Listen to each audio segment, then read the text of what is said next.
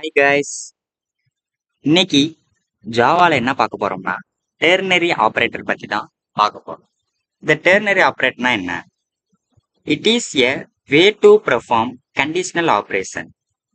இந்த ஆபரேட்டர் நம்மளுக்கு கண்டிஷனல் ஆபரேஷனை பேஸ் பண்ணி பெர்ஃபார்ம் ஆகுது. It takes as a shorthand for the if else statement.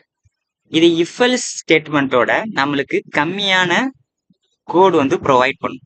ஓகேவா? And takes 3 operators. நம்மளுக்கு 3 ஆபரேட்டர்ஸ் கண்டிப்பா தேவை. அதோட சின்டாக்ஸ் பாருங்க. இப்போ வேரியபிள் கண்டிப்பா we can store one variable a equal to some perform the condition. next இந்த கண்டிஷன் பிராக்கெட்டுக்குள்ள இருக்கு. அதுக்குள்ள நம்ம condition we can give the condition. next question mark.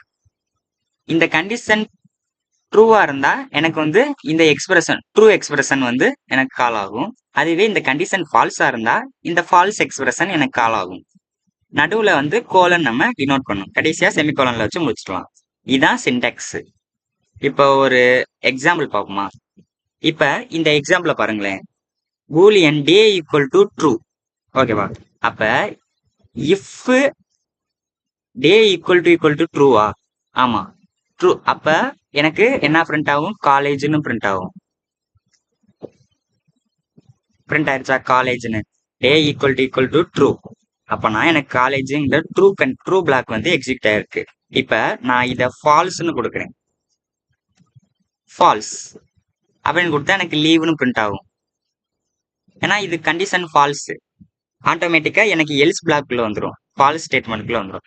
இதுவே நான் சிங்கிள் லைன்ல கொடுக்குறேன். எதுக்கு இந்த தேவையில்லாம இந்த இஃப் கண்டிஷன் பிரிண்டலன்னு எல்ஸ் திரும்ப பிரிண்டலன்னு எதுக்கு தேவையில்லாம இத்தனை இது லைனு? நான் ஒரு லைன்ல முடிச்சிடலாம்ப்பா அப்படின்னு சொல்றோம். இப்ப பாருங்களேன். இப்ப டே ஈக்குவல் டு என்னது? ட்ரூவா? ட்ரூ. ஓகே. இப்ப நம்ம என்ன பார்த்தோம் இங்க?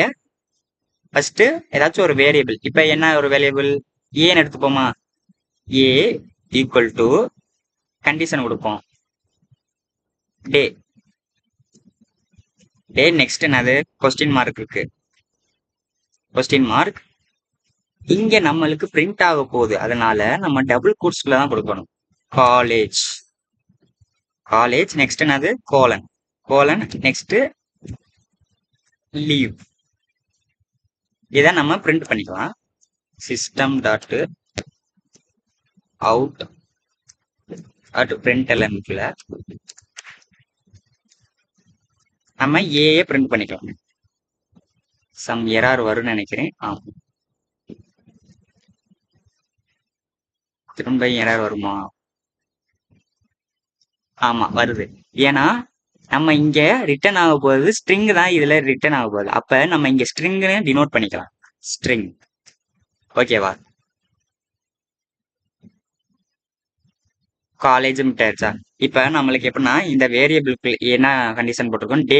டேல என்ன இருக்கு? ட்ரூன்னு இருக்கு. அப்ப ட்ரூல இருக்க நம்மளுக்கு காலேஜ்னு இருக்கு. இது ட்ரூ பிளாக். ஓகேவா? அதனால நம்மளுக்கு காலேஜ்னு பிரிண்ட் ஆயிருக்கு. இதுவே நம்ம ஃபால்ஸ் கொடுத்தோம்னு வச்சுக்கோங்களேன். ஃபால்ஸ். இப்ப இந்த கண்டிஷன்ல என்ன வரும்? டேக்கு பதிலா ஃபால்ஸ்னு வந்துடும். இப்ப ஃபால்ஸ்னா நம்மளுக்கு லீவ்னு வரும். லீவ்னு வந்துருச்சா? சோ இப்படிதான் இந்த டெர்னரி ஆபரேட்டர் பெர்ஃபார்ம் ஆகுது.